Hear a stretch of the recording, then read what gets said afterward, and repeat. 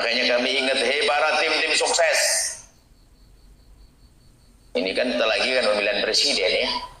Saya punya resep kok, Anda kalau pengen selamat masuk surga, tim sukses, dengar tim sukses. Yang mau jadi tim sukses dengar nih. Memang sepertinya Anda tidak ikhlas. Kalau tidak dikasih jabatan Anda nggak mau jadi tim sukses, betul kan? Oke lah, nggak ikhlas nggak apa-apa, tapi bener. Itu tuh, bukan nggak ikhlas nggak apa-apa. Tapi caranya yang bener deh. Memang Anda pengen jabatan tapi yang bener. Caranya gimana? Sebutkan kebaikan bosmu sampai di situ saja. Jangan menyebut kejelekan orang yang di sana. Selesai. Ayo coba kalau tim sukses ikut rambu-rambu ini beres, gak ada berantem.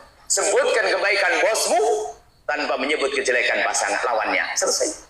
Tapi hari ini mencari-cari kejelekan. Kadang-kadang kejelekan yang dibuat-buat, fitnah segala macam. Semuanya saling fitnah.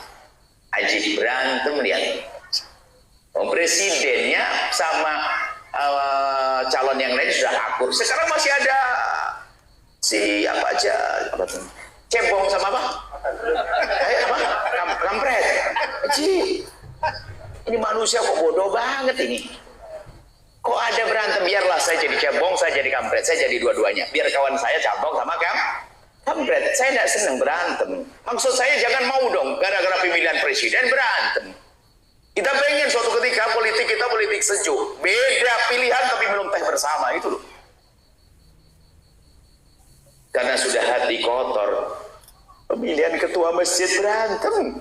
Beneran itu. Sampai yang nggak jadi itu nggak mau datang ke masjid. Protes, nggak mau sholat di masjid. Masya Allah. Ini model-model menjadi pengurus masjid nggak bener, jadi presiden juga nggak bener. Jadi presiden nggak bener, jadi pengurus masjid nggak bener. Jadi permasalahan bukan jabatan, permasalahan hati yang kotor. Hati besar di domba. Sudahlah, Anda harus tahu bahwasanya ngadu domba adalah menjadi sebab Anda di neraka. Laiful jannata qattat. Tidak akan masuk surga orang yang suka ngadu domba. Pastikan ya. Jadi kita harus langsung dua lapis. Yang pertama, jangan Anda berbicara yang menjadi sebab orang bermusuhan atau menjadi sebab orang tidak senang. Satu. Yang kedua, jangan Anda mau mendengar yang menjadikan hati Anda tidak enak. Jangan bodoh. Cuman ternyata mendengar kunjingan itu manis. Biarpun kelihatannya nggak dengar, tapi yang masuk ke hati kan repot. Ya memang begitu. Orang itu kunjingan. Makanya kita perlu pandai-pandai melihat sisi baiknya seseorang. Itu kan karena kecerdasan hati, kecerdasan pikir. Anda tuh sebenarnya bisa kok melihat sisi baiknya orang. Cuman karena ada unsur benci saja menjadi tidak bisa melihat unsur.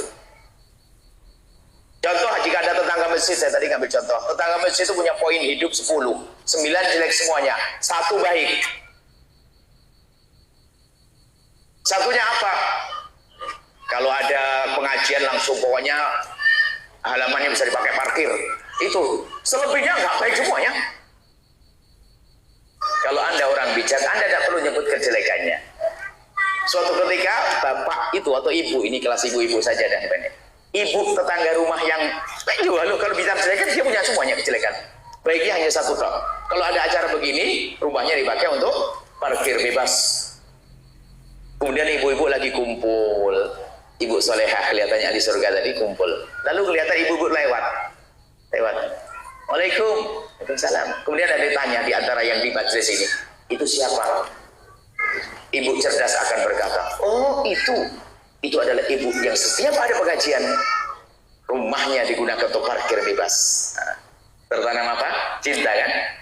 Sehingga ibu nanti bubar ketemu ibu tadi jadi Waalaikumsalam gitu. Coba kalian ustazahnya ustazah kacau. Bu, itu siapa itu?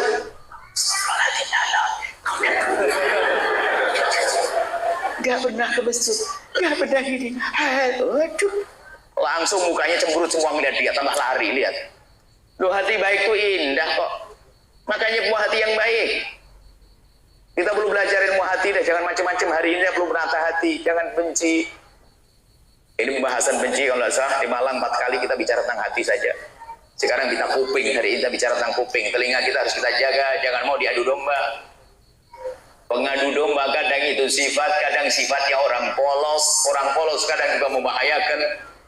nggak ngerti, nggak bisa memilah yang didengar disampaikan. Tidak semua yang engkau dengar pantas untuk disampaikan. Orang harus pandai memilah dan memilih. Harus kita bisa membedakan, kira-kira kalau saya sampaikan jadi sebab ramai atau tidak. Itu namanya cerdas. Yang dengar semuanya, menyampaikan semuanya, itu adalah tong sampah. Gak pakai bilang-bilang, gak ada tong sampah ngomong ini roti yang baik tolong taruh di saya, gak ada. Sampah yang cerdas pun mulai ada tulisannya. Yang kering di sini kan ada cerdas, itu sampah cerdas. Ini kita ini kalau gitu bisa lebih rendah dari sampah. Ayo kita belajar ilmu ini, hamba Allah. Sudah Anda pastikan, Anda jangan mengetik sesuatu, biarpun Anda marah. Mungkin Anda pernah tahu, barangkali saya yang lihat saya di beberapa di media itu. Kalau saya jarang keluar itu tandanya saya lagi marah. Saya lagi tidak enak hati, makanya saya tidak komentar, saya tidak ngomong. Kenapa? Kalau saya mau komentar dalam keadaan saya marah, takut saya ngomong dengan hawa nafsu. Saya lebih baik diam dong. Betul begitu. Imam Ali bin Abi Thalib lihat menjaga hati sama Amr bin Abdul Qudus. Lagi berduel. Musuhnya itu tinggal menggal lehernya saja, lalu meludahi muka beliau. Meludahi mukanya Sayyidina Ali. Kalau bahasa orang sana, wah kurang ajar meludahi saya gitu. Meludahi. Setelah meludahi malah gak dipenggal lehernya. Ditanya kenapa tidak kau penggal orang itu? Waduh, mau saya penggal dia meludahi muka saya. Terus saya takut saya menggal dia bukan karena Allah, tapi karena membela diri saya sendiri. Itulah kita penting, Pak. Kalau Anda ingin membela kebenaran, membela diri Anda atau bagaimana? Sekarang banyak setannya, setan viral itu juga lumayan kuat itu pengaruhnya. Wah, pengen ikut viral ini kalau enggak komentar enggak eksis, enggak enak banget sih. Harus komentar, asal komentar, masya Allah. Tapi kalau sudah orang tertata hatinya indah, maka perlu saat ini ya, kita perlu menjaga lisan kita. Pastikan wahai ibu, wahai para bapak, saudara-saudariku, jangan Anda berucap sesuatu yang menjadikan orang bermusuhan. Anda harus bisa memilih dong. Anda harus bisa memilah. Dan tolong ilmu kebal harus ada. Kalau Anda mendengar sesuatu yang tidak baik, Anda harus bisa memilah, husnudzon. Jangan langsung diterima mentah-mentah. Cuman itu kan perlu renungan. Sebab ada orang, subhanallah, polos. Jadi yang didengar langsung dipercaya. Yang didengar dipercaya, padahal mustahil. Cuman memang hati kotor, ibaratnya begitu sensitif. Jadi dengar juga langsung percaya. Ini bisa saja ibu-ibu dapat cerita dari anaknya tentang gurunya di sekolah. Langsung gurunya di mana? Ya ada itu, ya kan? Ini kan, namanya anak kecil tuh kalau mau sama ibunya itu mesti berlebihan biar disayang. Memang ibunya selama ini kurang nyayang. Makanya ketahuan kalau ibu gak mau itu bisa aja ibunya. Kalau anaknya berlebihan kayaknya ibunya kurang sayang itu. Sehingga tuh caper aja harus bohong. Oh mau saya diginin sama guru saya gini. Dimarahi ibu nih, padahal omongan anak. Tapi juga jangan didustakan omongan anak, bisa saja benar. Cuman maksudnya pilih. Omongan yang kita dengar harus kita waspadai. Ini menjadikan sebab saya cinta atau tidak, menjadikan saya baik atau tidak. Jangan langsung didengar semuanya. Dan kami sampaikan, jangan sampai ada pengadu domba itu luar biasa halus. Dan Anda harus waspada dengan pengadu domba. Kalau orang punya sifat pengadu domba, jangan dekat-dekat. Jangan bergabung. Suatu ketika ada kisah. Kisah ini benar tidaknya, cuman kisah itu ada ibrah, ada pelajarannya. Ada budak zaman dulu, budak itu, kalau budak pengadu domba itu harganya runtuh karena membahayakan. Ini kisah saja. Rupanya ada orang sombong, diceritakan, budak ini kerjanya bagus, cuman dia punya lesan suka ngadu domba. Yang bener, iya, gak apa-apa deh, yang penting dia kerjanya bagus. Dibelilah itu budak. Setelah dibeli budak itu, betul kerjanya masya Allah, wah luar biasa. Sehari dua hari bang dekat sama bos perempuannya, dekat sama bos lakinya juga dekat. Cuman penyakitnya mulai keluar. Bilang ke bos perempuannya, bos, bu, ada apa? Zaman sekarang hati-hati loh Bu, laki-laki harus waspada ya zaman sekarang kan. Paling, kenapa? Saya ngeliat bapak ini kok kadang-kadang ngelamun sendiri, ada ini, boleh. Yang benar. Iya, tapi jangan khawatir Bu, saya kawal deh. Tenang betul ya, kamu dengan saya loh ya. Oh iya tenang lah Bu. Wow. Biasanya pengadu domba itu cari maslahah. Nah, pengadu domba hari ini cari untung ya, bukan cari Allah. Datang ke bos laki-laki juga begitu, bos. Hati-hati bos, zaman sekarang perempuan ya. Kalau zaman dulu kan belum ada medsos. Kalau suka megang HP, ya sendiri bos, ingat hati-hati bos. Termasuk istri bos. Mikir apa? Ya saya ngeliat tanda-tanda aja, waspada kan, waspada boleh-boleh aja kan. Oh iya, hati-hati. Kamu perhatikan dia, ya bos tenang aja, jangan khawatir. Wah, kiri kanan jadi penjaga dia. Ini disebutkan kisah ini oleh para ulama untuk memberikan contoh. Begitu bahayanya. Dicontohkan Buddha, maksudnya apa? Contoh yang nggak ada. Insya Allah ini baik semuanya itu loh. Akhirnya di hari berikutnya terus, ini adu dombanya berjalan. Sampai suatu ketika ngomong kepada bos perempuannya, bos tahu enggak apa yang paling menarik dari suami bos? Apa sih? Orang yang ganteng lihat, jenggotnya itu menarik. Jadi perempuan paling suka dengan ceweknya yang itu. Terus gimana? Ya gimana lagi? Ya kapan-kapan ibu kerok deh jenggotnya itu biar bersih. Biar kayaknya yang senang sama istrinya ibu, suaminya ibu itu orang berjenggot. Apa orang perempuan yang senang jenggot. Karena lihat kelihatan gagah-ganteng gitu kan. Mikir ibu betul. Terus gimana?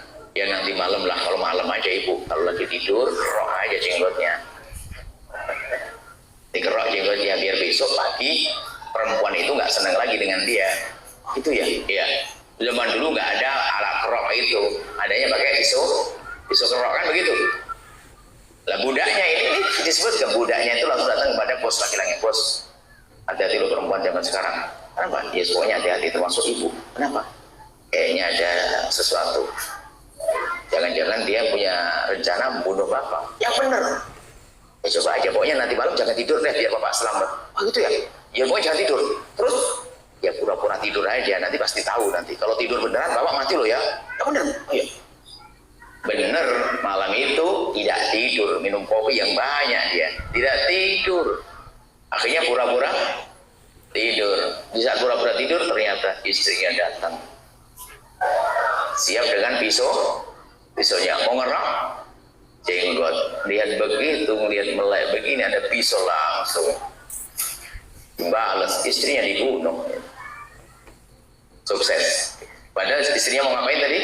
Ngerok jenggot. Cuman beritanya, informasinya mau membunuh. Lihat, begitulah pengadu domba. Ini sebuah contoh saja.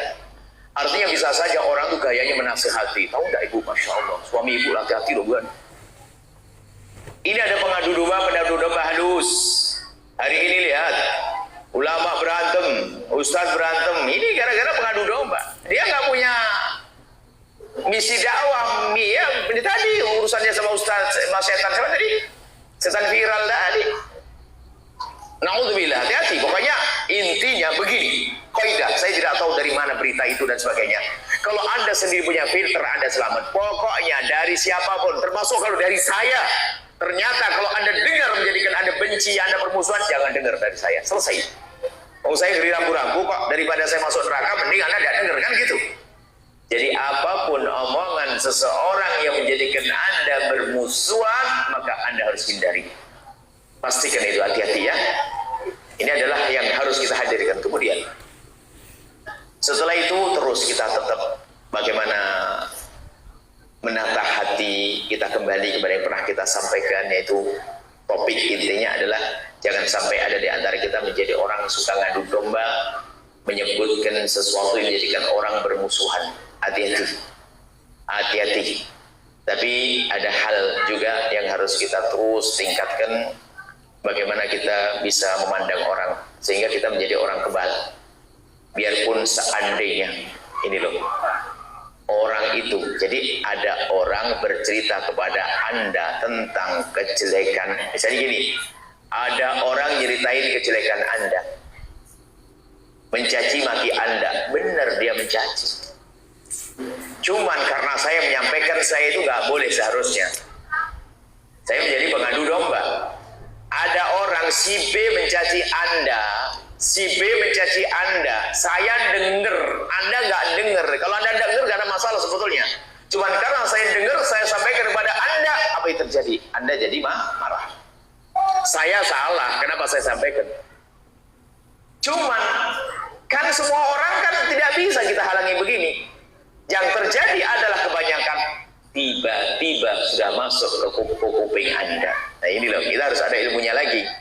Anggap saja tiba-tiba Anda mendengar berita orang itu membenci Anda, orang itu memusuhi Anda, orang itu mau jahat dengan Anda. Anda sudah mendengar, benar-benar mendengar, dan itu betul, bukan fitnah. Betul, orang itu adalah jahat kepada Anda, mencaci Anda, mengolok Anda, dan seterusnya. Lalu apa yang Anda lakukan? Pertama, Anda jangan jadi penyambung yang jelek ini. Tapi kalau ternyata Anda sudah mendengar, harus ada ilmunya dong. Sudah terlanjur dengar ini. Ilmu menata hati. Pastikan Anda tidak menjadi orang yang menjadi benci. Karena sebetulnya oleh setan dihembuskan ke telinga Anda agar menjadi pembenci Anda. Jadi setan itu pandai kalau menjadikan orang masuk neraka di antara menanamkan kebencian. Kalau kita gambarkan begini loh, ada kakak adik rebutan waris. Yang rebut waris itu abangnya jahat, jual sampai adiknya itu masya Allah. Berarti abangnya akan masuk neraka. Adiknya sebetulnya ahli surga kalau dia sabar beneran. Dia bertahan dengan kesabarannya. Adik itu dia ngerti ilmu, dia pernah nyantri kok. Saya nata hati. Setahun, 2 tahun, 3 tahun, 4 tahun, betul dia bertahan. Sampai 10 tahun, anaknya sudah pada gede, anaknya kuliah. Anaknya ini ekonominya sudah mulai miring ini. Kata setan sudah mau masuk di sini. Ekonominya sudah mulai merosot. Setelah ekonominya merosot, nah kebetulan pas hari itu anaknya minta uang kuliah, Mbak. Sudah 2 semester ini kita malu belum bayar, Mbak. Ya nak, insya Allah nanti ya Mbak cari uang. Tidak, istrinya sudah datang, Mbak. Kasnya habis, listriknya tokonya ini, mulai Mbak ini apa? Macam-macam. Mulai sebel dia. Sudah begitu baru dapat telepon dari anaknya, istri yang minta duit juga. Abangnya datang. Assalamualaikum, Dek. Waalaikumsalam, Bang. Baik, Bang. Masih senyum dia. Katanya abangnya datang ngasih undangan. Dek, datang Dek ya nanti. Apa Bang? Syukuran rumah baru sama syukuran ini mau berangkat umrah keluarga. Umrah keluarga, anaknya 7. 29, duitnya berapa? Cuman dia masih aman-aman saja. Baru abangnya pulang, telepon lagi. Abang, tolong Mbak jangan lupa malu Istrinya tak tahu waktu lagi sakit gigi kayaknya ngomongnya agak kasar. Bang, masa gini terus Bang, hidup nggak enak ini terus. Padahal karena sakit gigi. Suaminya mulai terpancing, setannya masuk. Tolong ya sabar. Saya kasih tahu, sebenarnya pembelaan diri.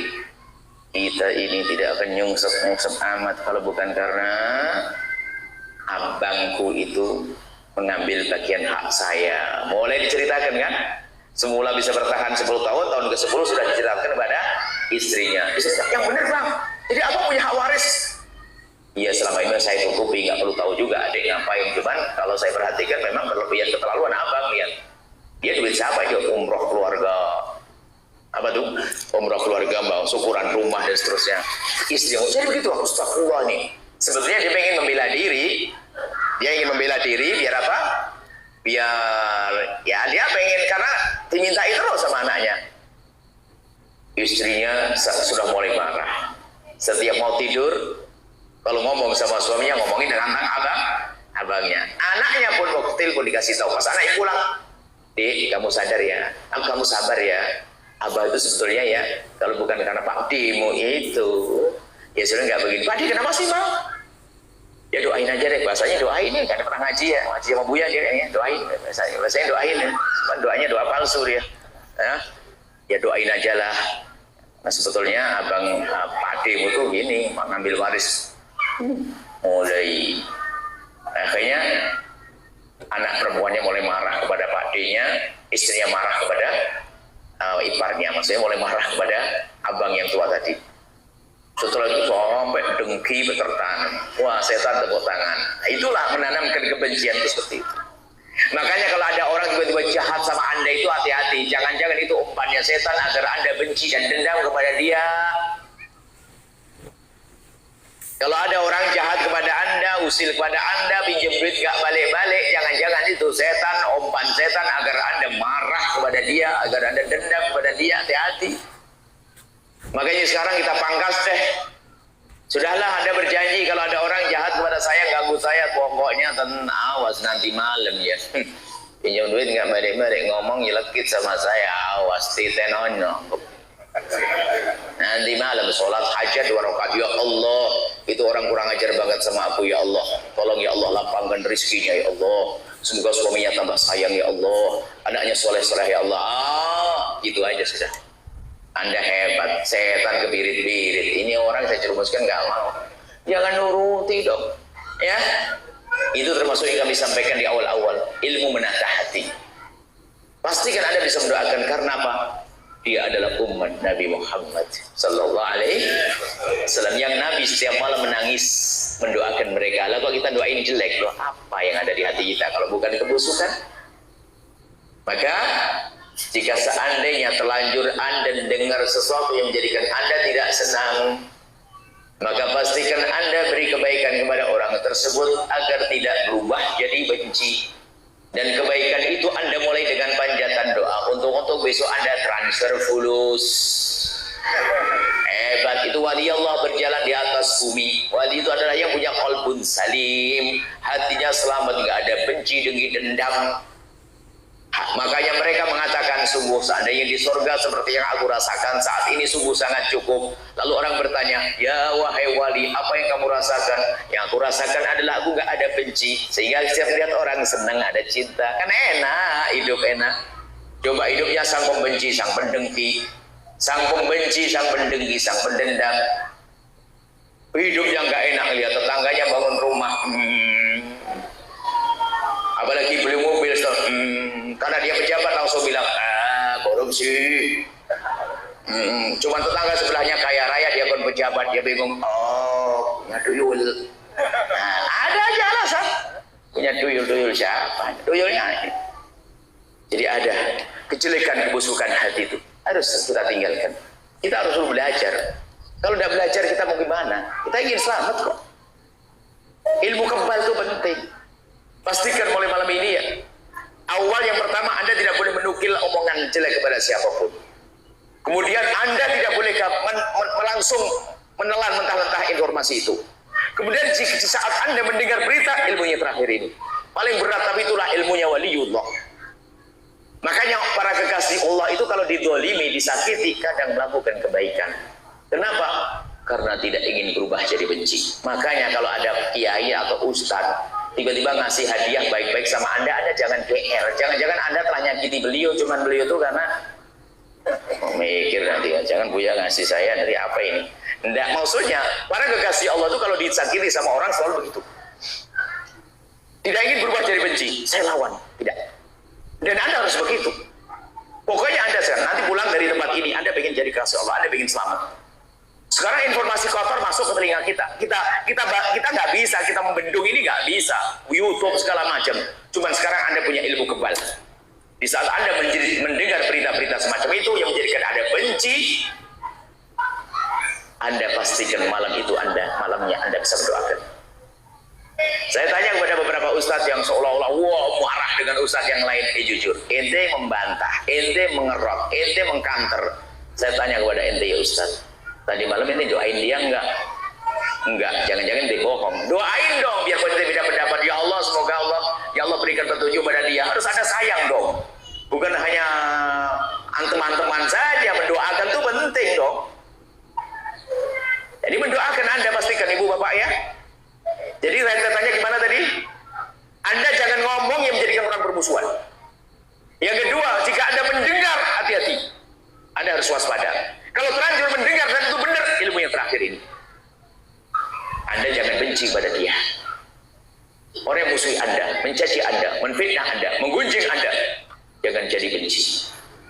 Balas dengan panjatan doa kebaikan. Anda akan jadi orang mulia. Anda akan jadi orang istimewa. Nah, maka dari itu, insya Allah kami akan mengadakan pengajian lagi di Malang. Tapi ada ujiannya. Kalau Anda belum bisa melakukan ini, Anda tidak usah hadir pengajian saya. Karena pengajian nggak ada artinya. Apa itu? Anda mulai hari ini pulang ambil kertas, tulis nama-nama orang yang kurang ajar kepada Anda. Nah, ini amalan, saya nggak ngamalin dikir-dikir, nggak perlu, sudah banyak, Anda sudah banyak dikir, punya guru dikir banyak kok. Anda pulang dan serius ini, Anda pastinya Anda coba yang paling kurang ajar dan sebagainya, cuman judulnya yang bagus, orang-orang baik yang harus aku doain. Doain setiap malam sampai ketemu saya bulan depan. Lihat, Anda akan menemukan sesuatu yang indah, hati Anda akan lapang, plong. Kita harus perlu melatih itu. Jangan menuruti amarah dan dendam, kurang ajar, nyungsek lo, neraka lo, maju. Dari mana itu semuanya? Coba, jelek itu. Anda kalau punya menantu begitu, saya bikin contoh deh. Anda punya calon menantu 2, Bu. Cantik-cantik, cerdas-cerdas, komplot, semuanya hebat.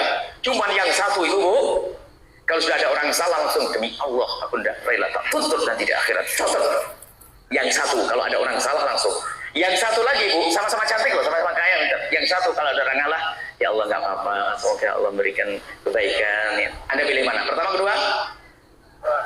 Yang pertama, Ibu. Pantesan, Ibu. Yang pertama pendendam, Bu. Kalau sudah ada orang salah pada dia, dicatat sampai hari kiamat. Yang kedua, Bu, kalau ada orang salah dengan dia, langsung lapang hati memaafkan, ya Allah. Senang yang mana, Bu? Yang kedua, cuma tadi saya ngomong yang pertama ini kayaknya. Coba, itulah, jadi kita lebih perlu dengan ilmu ini. Apalagi setiap saat kita mendengar berita-berita yang negatif dan sebagainya. Cuma kalau kita punya ilmu kebal, sederhana, enak. Saya tidak percaya kalau ada orang, makanya saya juga marah, ada orang ceritakan tentang sahabat karib saya, misalnya. Ya ada orang kayak si Mama Hasan Basri tadi, gak ada perlunya, ngapain cerita ke saya? Ada salah satu santri, dia sudah mulai berdakwah. Rupanya di tempatnya itu mungkin ada sedikit gangguan. Ada beberapa ustadz yang mungkin ada, namanya dakwah kan, ada ustadz yang katanya melarang ini, terus ngadu ke saya. Wah, ini naik pitam saya. Kamu ngadu kedua kali, tak lempar, tak tampar, pakai sandal mukamu. Ustadz itu harus tabah, diganggu sama orang, doain dengan doa kebaikan. Gak usah pakai lapor-lapor, ngapain? Nanam ngajari saya benci ke dia. Nggak ada perlunya. Ngadu pada Allah, ya Allah berikan hidayah pada dia, ampuni dia, beri sebagai selesai. Ngadu-ngadu ke saya, ngapain? Balik lagi jadi santri, nggak usah jadi ustaz. Jadi ustaz nggak bisa nata hati. Kita semua belajar loh ya.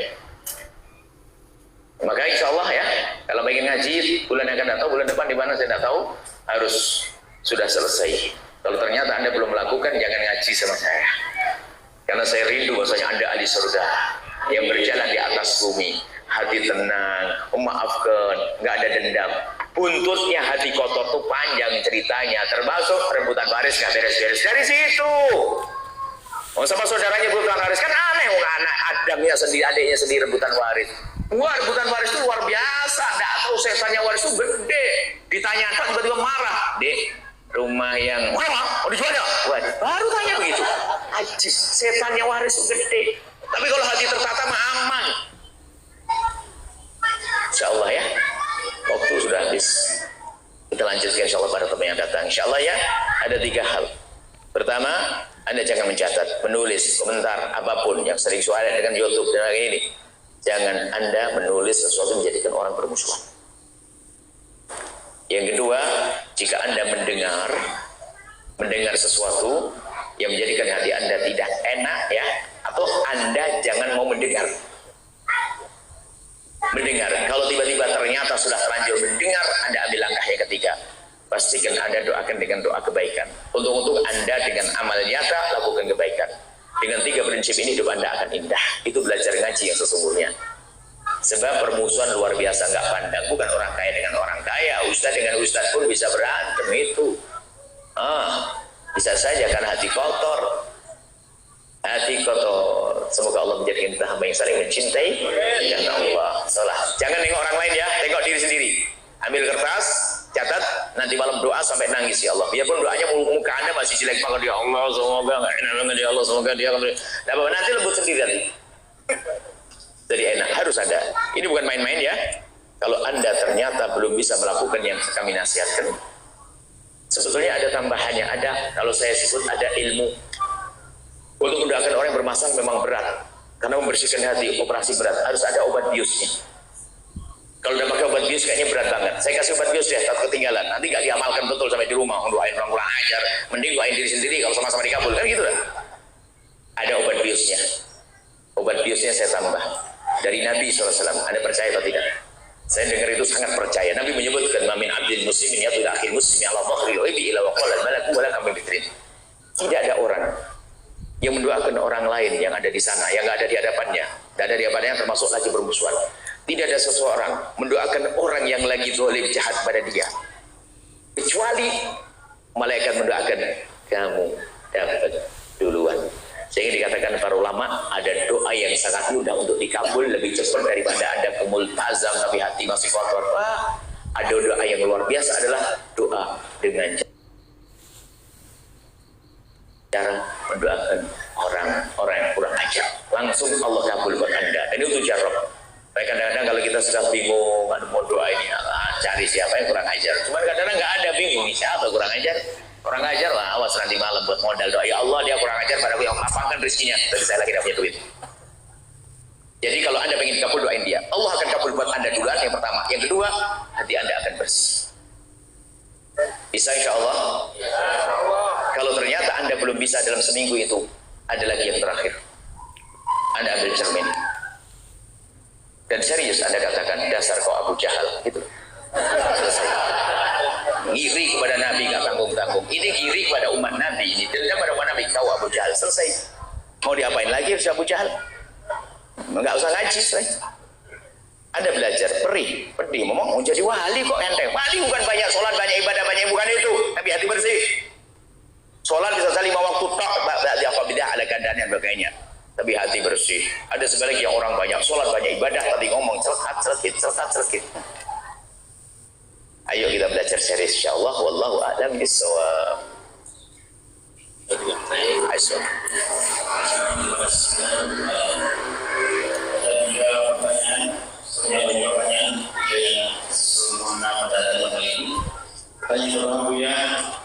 Ini kan tahun politik, bagaimana sikap Muslim sejati untuk memilih presiden, bagaimana fatwa ulama agar tidak sesat jalan karena Islam tidak bisa dipisahkan dengan politik.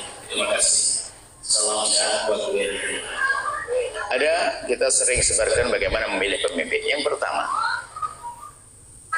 kalau Anda ingin memilih pemimpin, pastikan bahwasanya pemimpin itu adalah baik menurut pengetahuan Anda, biarpun dalam dugaan. Maksudnya pasti menurut Anda sesuai pemahaman Anda, biarpun pada hakikatnya itu beda-beda. Ini menganggap itu baik, tidak penting masalah itu. Yang penting sesuai dengan keyakinan Anda adalah dia baik. Kalau Anda tahu dia nggak baik, Anda pilih, Anda pengkhianat. Banyak dosa yang mereka lakukan ditumpangkan kepada Anda. Jadi Anda menduga dulu bahwa dia baik, selesai. Ya pun informasinya salah, bukan urusan Anda. Informasi yang salah ngasih informasi itu. Sebab setiap orang berbeda-beda kekuatan di dalam menerima informasi. Jadi pertama adalah Anda pilih dalam dugaan Anda baik. Dan baik ini adalah ada ukurannya. Baik bukan baik pada Allah saja, baik pada sesama manusia ya. Baik kepada Allah, kepada sama manusia. Nah ini untuk mengetahui ini ada yang sulit. Sholat tahajud juga enggak, bukan urusan tahajud. Yang penting sholat 5 waktu, tidak minuman keras, itu saja. Biarpun nggak pakai sholat sunnah. Yang penting sudah lumayan itu. Kemudian dengan manusia itu benar baik. Itu yang pertama, Anda meyakini dia adalah baik. Kemudian yang kedua adalah baik di dia belum cukup. Saya punya cerita politik ya. Baik di dia belum cukup. Akan tapi siapakah yang bakal membisikkan sesuatu kepadanya? Tidak tahu itu namanya apakah, namanya partai atau apa, Allah alam, terserah, itu urusannya itu. Jadi baik di dia belum tentu loh ya. Kadang orang lemah tadi gampang dibisikin. Yang bisikin siapa? Ada sebuah kisah politik. Imam Ali Zainal Abidin, cucu baginda Nabi, di kubur baginda Nabi ada Harun Ar-Rasyid. Dan cucu baginda Nabi itu mengucapkan salam kepada Nabi, menyebut dengan status dirinya, ya Rasulullah, ha ana ibnuka qad ja. wahai Rasulullah, itu aku anakmu telah datang. Sebab cucu kan disebut anak juga. Jadi bermanja-manja dengan sambung kepada baginda Nabi. Anak ibnuka qad jaa. Aku adalah anakmu telah datang. Harun ar-Rasyid lihat itu senang. Oh ya, memang cucu Nabi dia. Dan Sayyidina Harun ar-Rasyid mengatakan, ya Rasulullah, anak ibnu ammika. Pertama Harun ar-Rasyid dulu ngomong, ya Rasulullah, anak ibnu ammika qad jaa. Ya Rasulullah, aku adalah anak paman. Sebab keturunan Harun ar-Rasyid keturunan Sayyidina Abbas. Jadi kalau urusan nasab, paman, anak pamannya Rasul, maka dia bermanja dengan sambungnya dengan Nabi. Ya Rasulullah, anak ibnu ammika qad jaa. Ya Rasulullah, aku adalah anak pamanmu, anak Sayyidina Abbas telah datang. Bermanja-manja dengan sambungnya diri dengan Nabi. Pantas Harun ar-Rasyid ngomong gitu. Sayyidina Imam Ali di sampingnya, anak ibnu, lebih dekat lagi. Padahal gak ada masalah, cuma ada yang kurang ajar. Ya Khalifah, Anda tahu dia ngomong begitu kenapa? Kenapa? Ada maksud dia. Rival. Ya terpengaruh dalam kisah itu Harun ar-Rasyid. Marah, sempat marah. Nah, ini pengadu domba, padahal orang biasa manja-manja.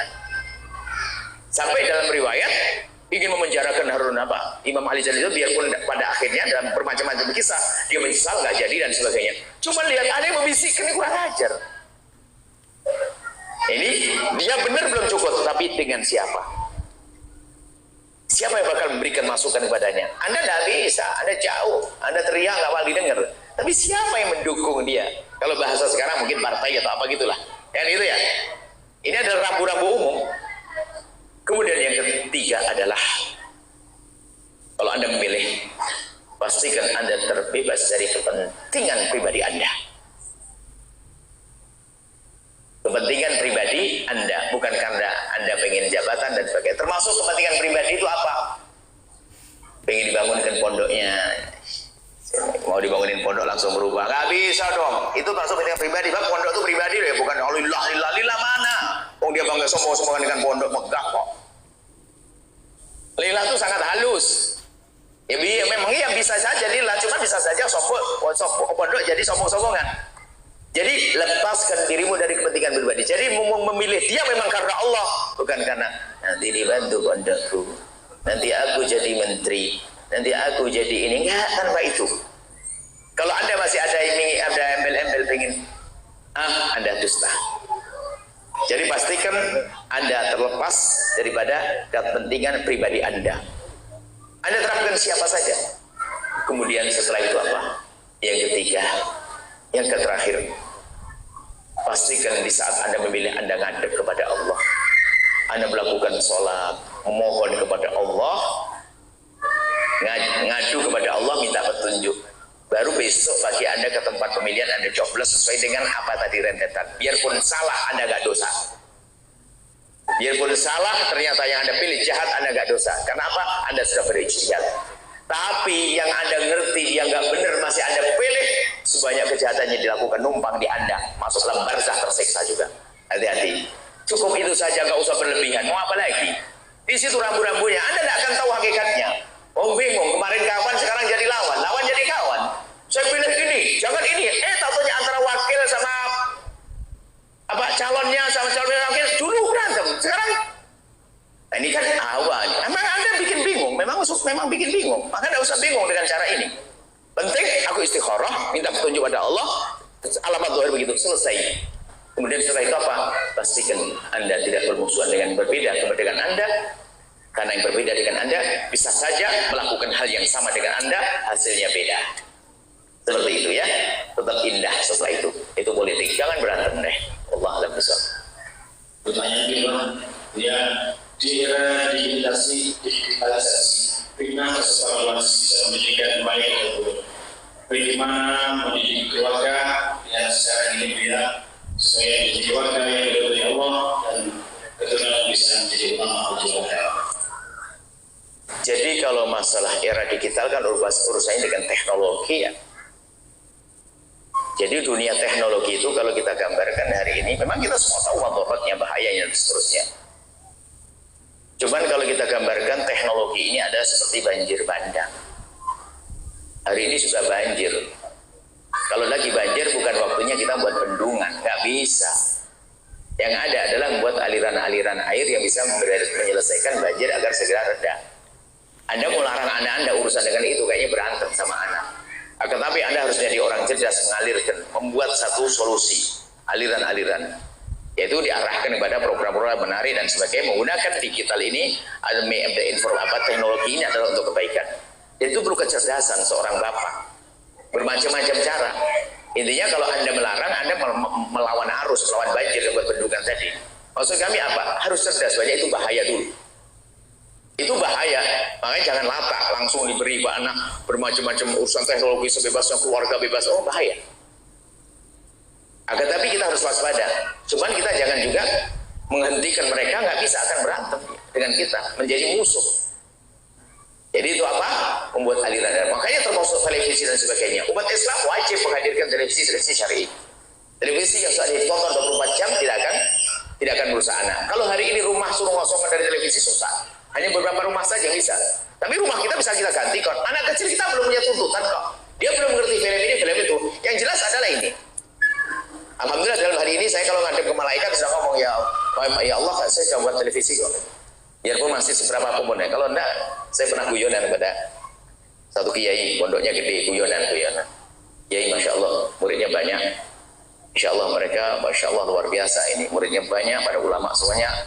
Kiai bisa mudah masuk surga. Amin amin. Cuman kiai, kalau di stop di tengah jalan pintu surga gimana? Kenapa di stop? Ditanya malaikat. Orang rusak gara-gara media kiai. Tapi kiai tidak mau ngurusi media. Berhenti stop. Mau apa? Bisa saja, maksudnya apa? Kita harus mencoba masuk semua wilayah yang sekiranya di situ ada umat Nabi Muhammad untuk menyelamatkan. Dan itulah yang memotivasi saya untuk membuat bermacam-macam biarpun ya sebisanya. Media harus sebisa mungkin jangan menyerah dong. Kita punya Tuhan Allah yang menjadikan Google itu kan ya Allah kan. Cuman kenapa kita tidak memilih itu saja. Jadi tolong jadi urusan begitu Anda harus pertama waspada. Bahayanya media-media itu kalau Anda jadikan Anda liar, Anda bisa belajar salah dan seterusnya. Maka Anda harus pandai. Termasuk kita punya catatan-catatan kecil, nanti akan jadi sebuah buku bahwasanya gimana sih menangani yang demikian itu. Jadi Anda sampai kami katakan, hei ibu, jika Anda menemani putri Anda browsing internet hari ini di zaman ini itu lebih bagus daripada Anda sholat rokaat sholat sunnah yang banyak. Pahami makna ini? Hei para bapak, jika Anda menemani dengan mesra dan indah putra Anda yang lagi browsing internet hari ini, maka itu jauh lebih bagus daripada Anda menegakkan sholat sunnah. Kenapa? Supaya tidak liar. Anda bikin sesuatu yang indah dengan anak. Browsing internet ditemani dan mengajar. Jadi supaya mengurangi saat untuk dia liar. Nah, ini dia banyak bermacam-macam cara tentunya. Intinya apa? Membuat aliran-aliran air. Ya, membuat batas-batas agar tidak terlalu menerjang anak kita. Harus begitu. Tapi kalau Anda tidak menyadari kalau itu banjir, runtuh rumah Anda, hancur rumah Anda, hancur dunia dan hancur di akhirat. Itu saja. Allah a'lam bishawab. Terima kasih. Ini ada kesempatan untuk soal interaksi langsung. Jadi ada dua pertanyaan Bapak Ibu sekalian. Kami berikan satu pertanyaan ibu dan satu pertanyaan Bapak. Langsung pertanyaan kami berikan. Yang bertanya ibu tetap bersedia kata-kata. Ada yang bertanya langsung? Tidak ada. Bapak-bapak. Bismillah. Ibu dulu.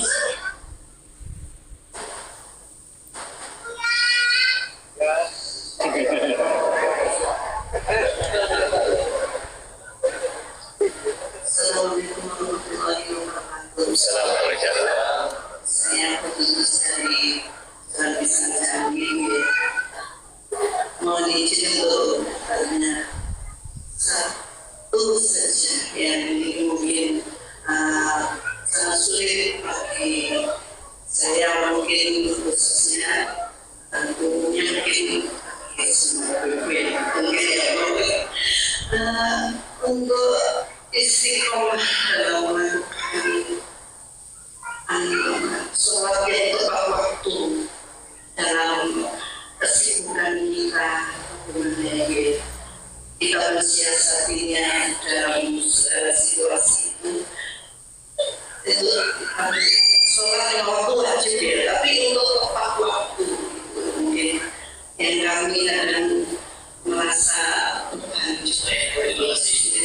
Terima kasih. Assalamualaikum warahmatullahi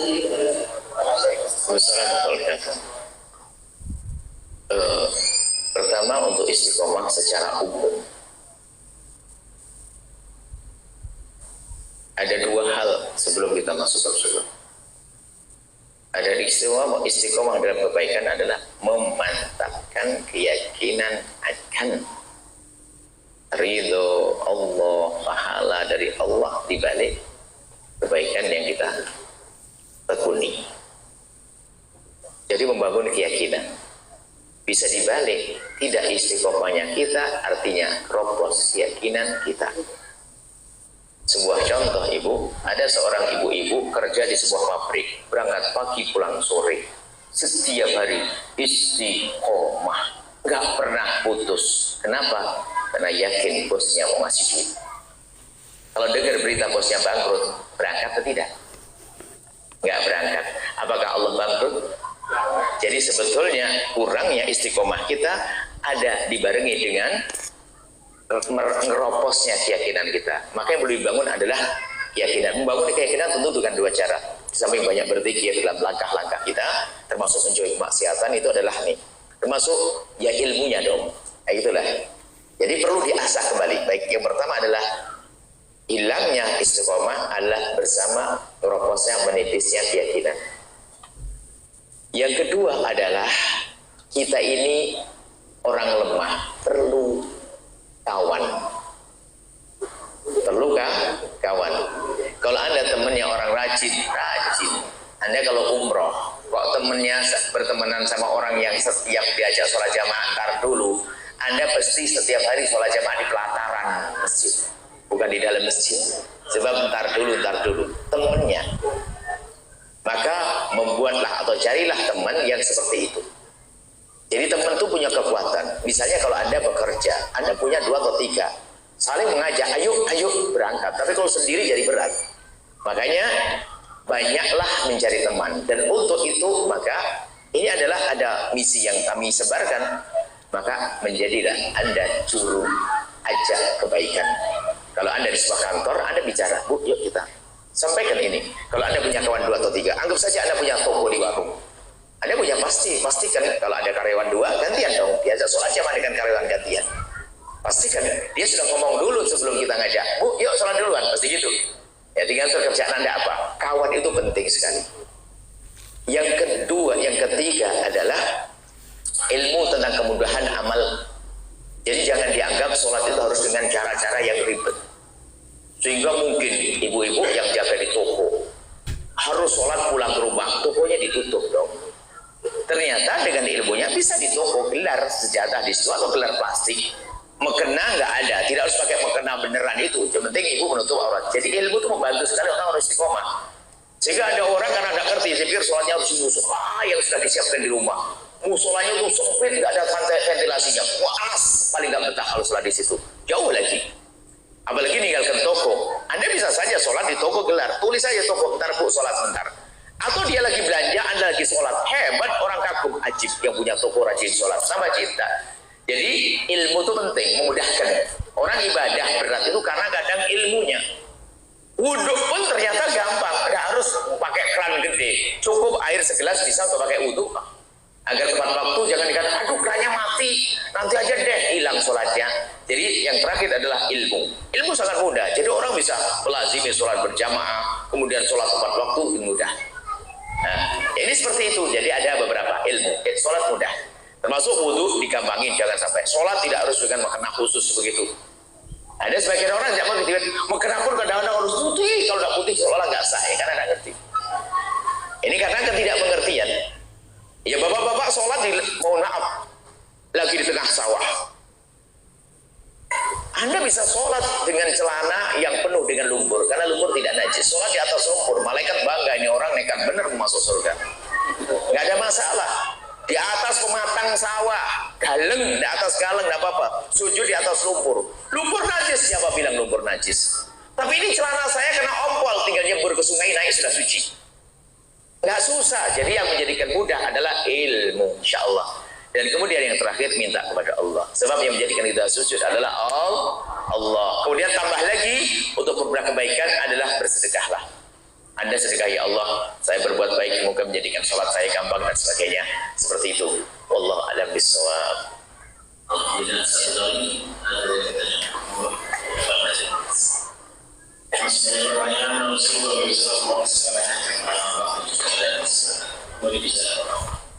Terima kasih. Assalamualaikum warahmatullahi wabarakatuh. Waalaikumsalam warahmatullahi wabarakatuh. Saya langsung saja yang ada hubungannya dengan video ini yang dimuseum di era akhir zaman. Nah, yang saya tanyakan museum sejati itu seperti apa? Terus yang ada hubungannya dengan akhir zaman. Nah, ini mana akhir zaman? Kenapa sekarang disebut akhir zaman? Dengan ciri-cirinya sehingga kami paham akan akhir zaman. Baik. Terima kasih. Assalamualaikum warahmatullahi wabarakatuh. Salam. Muslim sejati sederhana. Muslim yang sejati kayak apa sih? Yang kayak tidak kayak disampaikan. Muslim sejati Nabi menyebutkan man salimal muslimuna min lisanihi wa yadihi.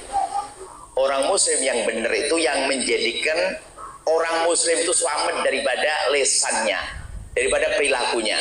Kalau kita masih suka nyakiti orang dengan lesan kita, baik kita mencaci atau ngadu domba, ini belum Muslim benar ini. Dan perilaku kita, makanya tadi majelis yang tadi cuman saya tidak sambungkan dengan judul, saya juga nggak baca judulnya. Ada judul rupanya ya saya. Ya sudah, saya pas-paskan saja, memang pas. Jadi Muslim sejati ya tadi ilmunya. Kapan Anda sudah menjaga lisan Anda, tidak bakal ganggu orang yang gitu orang, kemudian perilaku Anda yaitu Muslim sejati. Akhir zaman itu dibanding sebelumnya akhir, kalau zaman no. Kayak gitu hari ini, ngapain ngomong zaman nanti? Kita belum tentu ya, hari ini akhir zaman. Maksudnya akhir zaman tuh zaman yang saat ini kita alami dibanding zaman kemarin paling akhir kita ini. Akhir zaman, zamannya Nabi sudah beres, selesai. Zamannya Wali Songo selesai. Kita zaman kita ini loh kita pikirkan. Makanya maksudnya apa? Di era ini tuh, di era global, di era informasi, di era teknologi ini loh, apa yang harus kita lakukan? Nah, Muslim sejati ya yang bisa menyikapi ini semua dengan benar. Makanya kecerdasan dalam menggunakan teknologi, dalam mengantisipasi itu harus, cuman kuncinya dari itu semua tadi adalah agar kita tidak nyakiti. Kalau kita syarahi agar tidak nyakiti orang itu banyak, termasuk diantaranya kalau kita kembangkan. Anda itu kalau dagang, kita termasuk lagi nulis tentang perdagangan. Anda itu kalau dagang Anda pastikan jangan sampai dagangan Anda itu ganggu orang. Bikin orang salah itu adalah itu nyiksa orang halus itu. Pastikan kalau Anda dagang sesuatu yang bermanfaat untuk orang. Kalau tidak jangan dijual dong. Karena ada tanggung jawab dong. Kalau di hadapan Allah ada tanggung jawab dong. Jangan asal jadi duit, nggak begitu dong. Pasti yang saya jual belikan adalah sesuatu yang bermanfaat. Itu hubungannya dengan Islam sejati. Itu sudah ada di hati. Saya nggak tega jual ini. Saya nggak tega melakukan ini karena di sana jadi nggak benar gara-gara barang dagangan saya. Harus gitu dong. Dan masuk kisahnya banyak. Anda buat apa saja begitu. Ingin membuat satu gebiar harus dipikirkan ini bermanfaat atau tidak. Dan ini kalau sudah hatinya hati Muslim selalu berpikir tentang masalah. Itu urusannya iman, bukan urusannya ustadz, bukan. Ustadz belum jaminan. Saya buat contoh sederhana ya. Suatu ketika saya duduk dengan satu ustadz, semoga Allah ngampuni dia, satu seorang pebisnis. Kemudian ada satu orang datang memberikan informasi, Buya, ini saya dengan kawan-kawan telah menemukan satu alat untuk menjadikan kompor. Waktu itu lagi ramenya kompor gas, lagi susah-susahnya kompor gas. Sehingga ada penemuan sampai hari ini belum terwujud, tapi yang saya akan jadikan contoh ini sikap.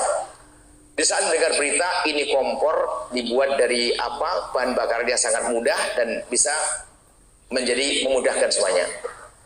Dua, yang satu ustadz, yang satu seorang pebisnis. Apa kata ustadz? Ajibnya kembali, ustadz mengatakan, wah ini kalau diproduksi pondok lah bisa menguntungkan pondok ini, bagus tuh. Itu ustadz. Satunya pebisnis, satunya ngomong, Buya bagus itu, Masya Allah, kalau yang bisa dikembangkan bisa nolong orang banyak ini. Sederhana kalimatnya nggak sengaja, cuma saya nangkep. Iman yang menjadi orang ngomong gitu, biar perlu ustadz pikirannya dunia, bukan nolong orang. Gayanya untuk kepentingan pondok, tapi nggak pernah mikir umat. Tapi yang satu pembisnis ngomong, ini kalau dikembangkan banyak orang fakir tertolong. Itulah hati, bukan urusan ustadz. Hati Anda ini, kalau sudah hati tidak ingin nyakiti orang, aman buat apa saja, kreasinya kreasi bermanfaatnya, karena budayanya manusia. Budaya itu kan kreasi akal. Akalnya orang beriman akan menghasilkan sesuatu yang baik. Tapi kalau kreasinya orang yang nggak benar, merusak. Itulah seorang muslim sejati. Kita ini hari ini belum menjadi muslim sejati. Kita belajar, berusaha. Nah, maka kalau berusaha harus sadar dong, namanya berusaha sampai sukses. Jangan gampang berhenti dong, sampai sukses. Wallahu a'lam bishawab. Alhamdulillah, beliau masih semangat beliau sudah mengajar yang diakhiri. Ada apa yang beliau sampaikan, semua kita punya kejelekan, tapi jangan menjadi kejelekan orang lain. Tentunya kita harus mengalami berbalik. Jadi mohon doanya semoga doa dia bahwa kita nanti diberikan Allah dan seluruh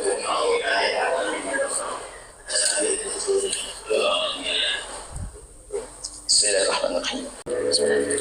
Alhamdulillah, Allahumma sholli ala habibina sayyidina Muhammad. Allahumma ya Allah, ya Rahman ya Rahim, pandang kami dengan kasih sayang dan cinta dari-Mu ya Allah. Kami mohon jadikan kami hamba yang saling mencintai karena-Mu ya Allah. Jauhkan kami dari benci, dengki, dendam di antara kami. Dan kami mohon jaga lisan kami. Jaga lisan kami, baik lisan yang berucap atau lisan yang mencatat. Kami mohon jauhkan lisan kami dari menjadi sebab orang bermusuhan. Jadikan lisan kami yang menjadi sebab orang menjadi pembenci dan mendengki. Akan tapi kami mohon jadikan lisan kami lisan yang menyebarkan perdamaian dan kedamaian, keindahan dan kebahagiaan. Ya Allah, Engkau yang menguasai lisan kami, Engkau yang memiliki lisan kami ya Allah. Jaga hati kami ya Allah, jaga hati kami ya Allah. Jauhkan kami dari benci dan dengki kepada sesama kami. Jauhkan ya Allah kami dari benci dan dengki kepada sesama kami.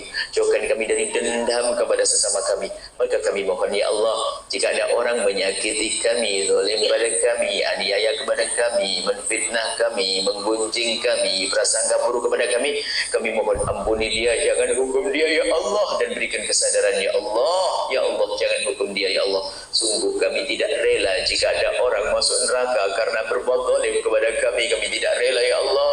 Sebesar apapun kejahatan dia adalah umat kekasih-Mu Nabi Muhammad, ampuni dia ya Allah. Dan kami mohon jika ada orang yang tersakiti hatinya oleh perilaku kami, atau tersakiti hatinya oleh kalimat-kalimat yang kami ucapkan, kami mohon ya Allah, ganti dengan kebahagiaan di hatinya, dalam diri, keluarga, dan di masyarakatnya ya Allah. Ganti dengan kebahagiaan ya Allah. Jangan Kau jadikan karena lisan kami mereka jadi dendam kepada kami ya Allah. Kami ingin hidup indah dengan cinta ya Allah. Dan kami mohon yang sudah menikah, wujudkan keindahan dalam rumah tangga mereka, suami istri yang saling mencintai karena-Mu dengan anak yang soleh solehah yang dibanggakan oleh kekasih-Mu Nabi Muhammad. Dan yang belum menikah dan punya hajat menikah, jaga kehormatan kemuliaan mereka, mudahkan mereka ya Allah untuk mendapatkan pasangan orang-orang mulia yang Kau muliakan, yang menjadi sebab mereka mulia di dunia dan di akhirat. Dan kami mohon ya Allah, yang sempit rezeki lapangkan dengan rezeki yang halal dan berkah. Yang sakit sembuhkan, yang punya hutang mudahkan kami dalam bayar hutang-hutang kami. Dan kami mohon ya Allah, jadikan kami juru damai di negeri ini ya Allah, juru damai ya Allah. Jauhkan kami dari menfitnah dan difitnah. Dan kami mohon ya Allah, berikan kepada kami pemimpin-pemimpin yang jujur, yang tulus ya Allah, yang menjadikan kami semakin dekat kepadamu ya Allah. Dan kami mohon ya Allah, siapapun yang mengurusi negeri ini hari ini saat ini ya Allah, yang mengurusi masyarakat kami ya Allah, kami mohon berikan kepada mereka bimbingan-Mu ya Allah. Jika mereka baik, jadikan semakin baik. Jika tidak baik, jadikan baik ya Allah. Kami rindu kebaikan Kau berikan kepada mereka ya Allah. Dan kami mohon ya Allah, ampuni orang tua kami dan guru-guru kami, berikan kasih sayang-Mu kepada mereka ya Allah. Dan kami mohon ya Allah, makmurkan majlis dan pesantren para guru-guru mulia yang ada di kiri kanan tempat ini ya Allah. Dan jadikan kami pendukung-pendukung mereka. Dan kami mohon ya Allah, berikan kepada semua yang telah berjuang bersama kami ketulusan, keikhlasan, kebaikan dalam diri dan keluarga di dunia dan di akhirat ya Allah. Dan kirimkan kepada kami ya Allah hamba-Mu yang tulus. Kirimkan kepada kami hamba-Mu yang tulus dan ikhlas ahli surga-Mu yang bisa berjuang bersama kami ya Allah. Dan jadikan kami bersama mereka, jangan tinggalkan kami ya Allah. Kami mohon panjangkan umur kami dalam ketaatan serta sehat walafiat. Berikan kepada kami semua husnul khatimah, mati dalam keadaan iman. Dan kami mohon ya Allah, jadikan ucapan kami di akhir hayat kami kelak, saat Kau hendak mencabut nyawa kami ingin saat itu ya Allah, hati dan lidah kami mampu mengucapkan kalimat ampun dan mulia, la ilaha illallah sayyidina Muhammad Rasulullah, la ilaha illallah sayyidina Muhammad Rasulullah, la ilaha illallah sayyidina Muhammad Rasulullah sallallahu alaihi wasallam. Rabbana atina fid dunya hasanah wa fil akhirati hasanah wa qina adzabannar. Wa sallallahu ala sayyidina Muhammadin wa ala alihi wa sahbihi wasallam. Alhamdulillah rabbil alamin. Al-Fatihah.